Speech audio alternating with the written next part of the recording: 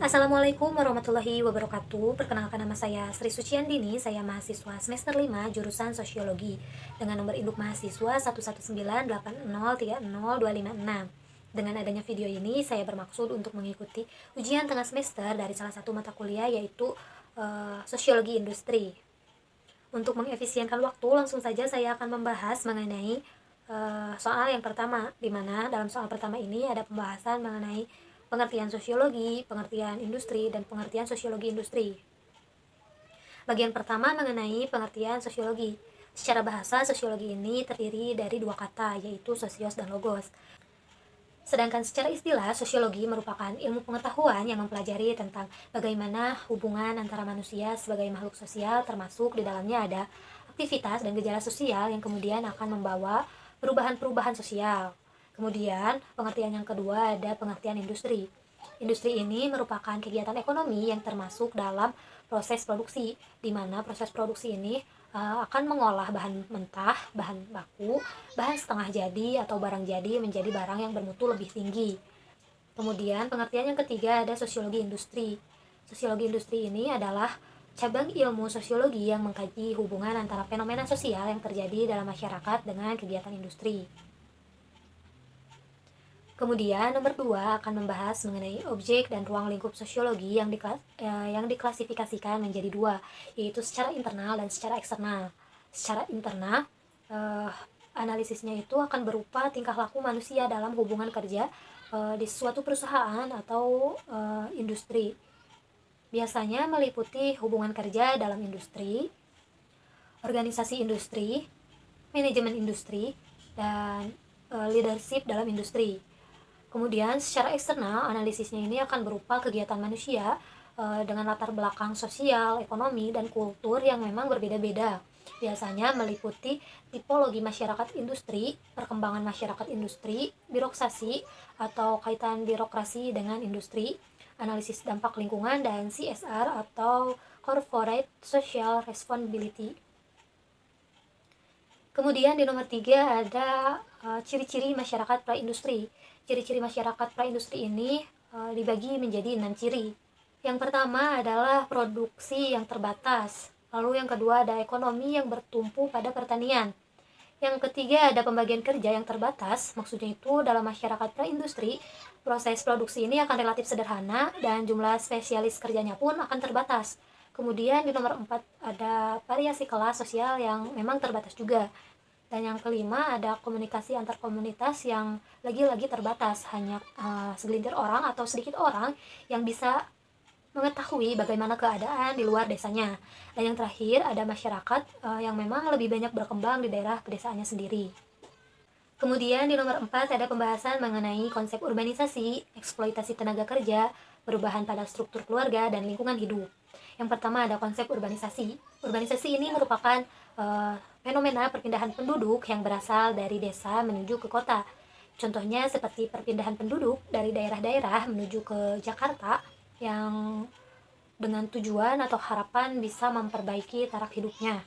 Lalu konsep eksploitasi tenaga kerja merupakan konsep di mana tenaga kerja akan disuruh atau dipaksa untuk melakukan pekerjaannya tanpa henti, bahkan tanpa istirahat, atau mungkin bekerja melebihi jam kerja yang telah ditetapkan dan tanpa diberikan hak-hak, atau meskipun diberikan hak-haknya tetapi tidak sesuai dengan ketentuan yang telah ditetapkan oleh peraturan perundang-undangan. Contohnya seperti beberapa perusahaan atau pabrik yang masih mengoperasikan waktu bekerja lebih dari 8 jam, sedangkan menurut peraturan perundang-undangannya pun 8 jam itu sudah menjadi waktu maksimal dalam bekerja. Kemudian di konsep yang ketiga ada perubahan pada struktur keluarga yang merupakan dampak dari adanya urbanisasi, di mana dengan adanya urbanisasi ini akan membuat adanya perubahan peran dalam keluarga.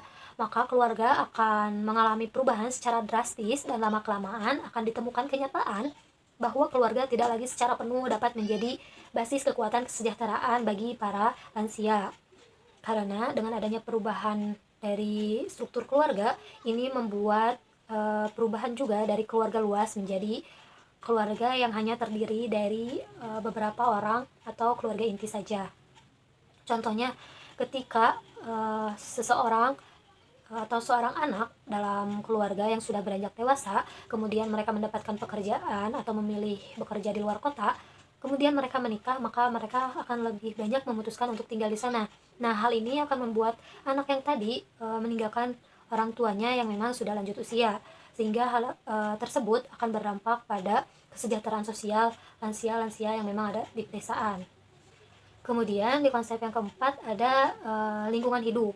Menurut Kamus Ekologi, istilah lingkungan hidup mengacu kepada keseluruhan yang saling berkaitan antara makhluk hidup dan non-hidup yang berada secara alamiah di bumi atau di sebagian daerah sekitarnya.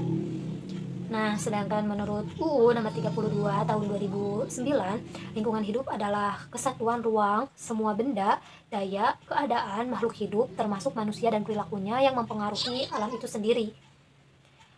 Kelangsungan peri kehidupan dan kesejahteraan manusia serta makhluk hidup lainnya akan dipengaruhi oleh makhluk hidup yang memang ada di sekitarnya juga. Contohnya seperti manusia, hewan, dan tumbuhan yang hidup secara berdampingan. Maka ketika manusia merusak atau mengeksploitasi alam, maka dampaknya tidak hanya akan dirasakan oleh manusia, namun akan mengganggu hewan dan tumbuhan juga yang merupakan makhluk hidup di alam ini. Kemudian di nomor 5 ada pembahasan 5 dimensi atau komponen dari Daniel Bell. Di dimensi pertama ada hal yang menyangkut dengan sektor ekonomi, di mana masyarakat penghasil barang akan beralih menjadi masyarakat penghasil jasa. Contohnya, dulu kebanyakan orang menginginkan bekerja di suatu perusahaan atau setidaknya di pabrik yang kemudian akan memproduksi suatu barang. Namun kini kebanyakan orang akan lebih memilih untuk menjadi ojek online, taksi online, kurir, teknisi, dan berbagai jenis pekerjaan lainnya yang menyediakan jasa kepada para konsumen. Kemudian di dimensi kedua ada lapangan pekerjaan. Di sini terdapat perubahan dalam jenis kerja, yaitu kelas profesional dan teknisi menjadi sebuah keunggulan. Contohnya kelompok ilmuwan, insinyur, teknisi, personil, ahli kesehatan dan obat-obatan, bahkan guru akan menjadi jantung dari masyarakat.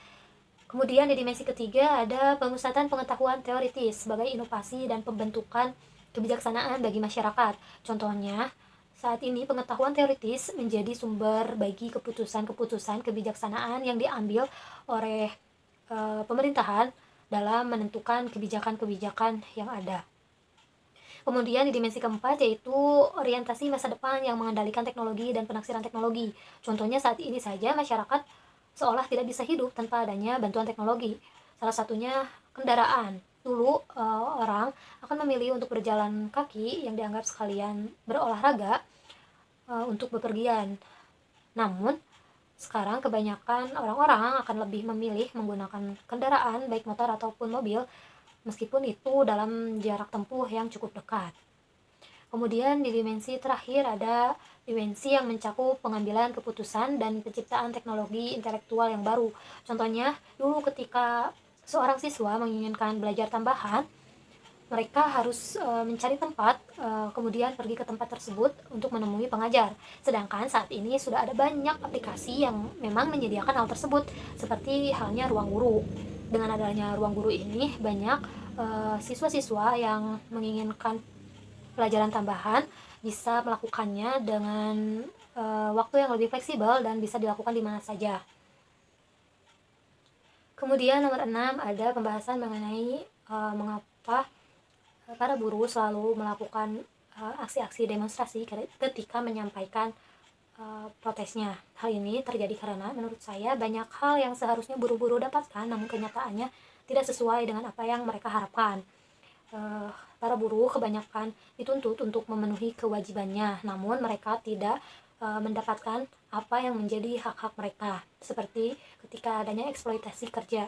Ketika mereka bekerja di atas 8 jam, seharusnya mereka para buruh itu mendapatkan upah tambahan, namun hal itu tidak terjadi, sehingga proses negosiasi sudah dilakukan, namun tetap tidak ada tanggapan dari para atasan, dan para buruh mau tidak mau akan melakukan protesnya melalui demonstrasi, baik itu akan menghasilkan suatu perubahan dalam keadaan maupun tidak merubah keadaan sedikit pun. Solusinya menurut saya untuk para buruh tidak melakukan demonstrasi kembali adalah dengan melakukan keadilan sosial, di mana antara pekerjaan dan upah itu harus sesuai dan seimbang. Selain menuntut kewajiban dari para buruh, jangan sampai lupa juga untuk memberikan apa yang menjadi hak mereka. Maka secara perlahan hal ini akan mengurangi peristiwa-peristiwa demonstrasi, apalagi dengan kebijakan-kebijakan yang tidak menyudutkan para buruh, karena kebijakan itu sesungguhnya akan sangat mempengaruhi peristiwa ini. Ketika para buruh tidak puas dengan kebijakan dan merasa dirugikan, maka mereka kemungkinan akan selalu melakukan demonstrasi. Kemudian di soal nomor 7 ada penjelasan mengenai sistem domestik, manufaktur, dan sistem pabrik. Pertama-tama ada pembahasan mengenai sistem domestik. Di tahapan sistem domestik ini dapat disebut sebagai tahap kerajinan rumah atau home industry, karena para pekerjanya pun akan bekerja di rumah masing-masing dengan alat yang mereka miliki sendiri. Bahkan kerajinan yang telah mereka selesaikan akan mereka storekan ke salah satu perusahaan yang memang sudah memiliki kerjasama. Kemudian upah yang diperolehnya pun akan berdasarkan pada jumlah barang yang mereka kerjakan. Dengan cara kerja yang demikian, maka majikan yang memiliki usaha atau terlibat kerjasama hanya akan membayar tenaga kerja atas dasar prestasi atau hasil kerja mereka, sehingga para majikan juga tidak perlu direpotkan soal tempat kerjaan dan gaji. Kemudian yang kedua ada manufaktur, yaitu setelah kerajinan industri makin berkembang, maka diperlukan tempat khusus untuk bekerja agar majikan dapat mengawasi dengan baik cara mengerjakan dan mutu produksinya. Sebuah manufaktur atau pabrik dengan puluhan tenaga kerja akan didirikan dan biasanya berada di bagian belakang rumah majikan.